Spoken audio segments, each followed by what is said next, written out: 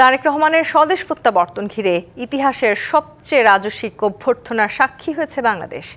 নজিরবিহীন নিরাপত্তায় গেলেন অভ্যর্থনা মঞ্চে। বিএনপি নেতারা বলছেন, তার এই আগমনে দেশের রাজনীতির ভাগ্যাকাশে থাকা কালো মেঘ কেটে যাবে, উদিত হবে গণতান্ত্রিক অভিযাত্রার নতুন সূর্য। ঘড়ির কাঁটায় দুপুর 11:40। শাহজালাল আন্তর্জাতিক বিমানবন্দরের টারমার্ক স্পর্শ করে বিএনপির ভারপ্রাপ্ত চেয়ারম্যান তারেক রহমানকে বহনকারী বিমান বাংলাদেশের ফ্লাইট BG-202।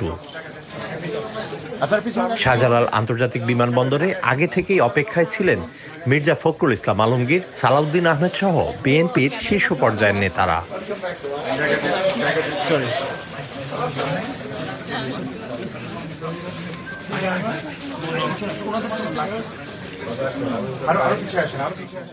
অবশেষে প্রতীক্ষার অবসান ঘটিয়ে দৃপ্ত পায়ে স্বদেশের মাটিতে পা রাখেন তারেক রহমান।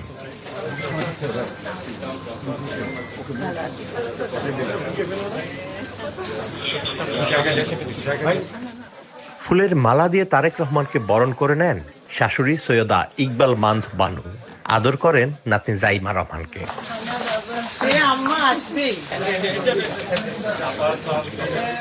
এর আগে বিএনপি নেতারা জানান, তারেক রহমানের প্রত্যাবর্তনে দেশের গণতান্ত্রিক অভিযাত্রায় নতুন সূর্য উদিত হবে।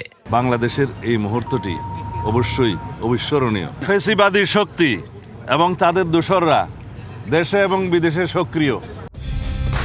কালার এক্সপার্ট, জর্জ স্যাপ এবং মাইল্ড অন হ্যান্ডস টেকনোলজি সমৃদ্ধ অরিক্স ক্রিস্টাল ওয়াশ আপনার লন্ড্রি এক্সপার্ট। তারা চেষ্টা করবে বাংলাদেশের গণতান্ত্রিক উত্তরণকে যেন কণ্ঠকাকীর্ণ করতে পারে। যারা এই সমস্ত অগণতান্ত্রিক প্রক্রিয়ায়, সন্ত্রাসী কায়দায় বাংলাদেশের গণতান্ত্রিক অগ্রযাত্রাকে বাধাগ্রস্ত করতে চাইবে, তাদেরকে আমরা সম্মিলিতভাবে সকলকে নিয়ে প্রতিহত করব ইনশাআল্লাহ। আজকের দিনটি বাংলাদেশের একটি বিশেষ দিন বলে আমরা মনে করি। এই কারণে মনে করি যে বাংলাদেশে গণতন্ত্রকে যেভাবে হরণ করা হয়েছিল, সেই গণতন্ত্রকে আজকে আমরা নতুন করে ফিরিয়ে আনতে যাচ্ছি। সামনে 12ই ফেব্রুয়ারি নির্বাচন ঘোষিত হয়েছে। তিনি আজকে দেশে ফিরছেন, তিনি সক্রিয়ভাবে মানুষের মাঝে নেতৃত্ব দিবেন। সেই কারণে তার এই আশাটা রাজনৈতিক অঙ্গনে গুরুত্বপূর্ণ তো অবশ্যই। পরে বিমানবন্দরের আনুষ্ঠানিকতা শেষে কঠোর নিরাপত্তায় লাল সবুজ রঙের বাসে বেরিয়ে আসেন তারেক রহমান।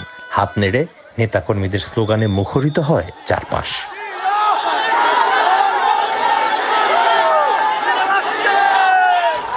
প্রায় 17.5 বছরের সুদীর্ঘ প্রতীক্ষার অবসান ঘটিয়ে জননীয় ও জন্মভূমির কাছে ফিরে এলেন বিএনপির ভারপ্রাপ্ত চেয়ারম্যান তারেক রহমান।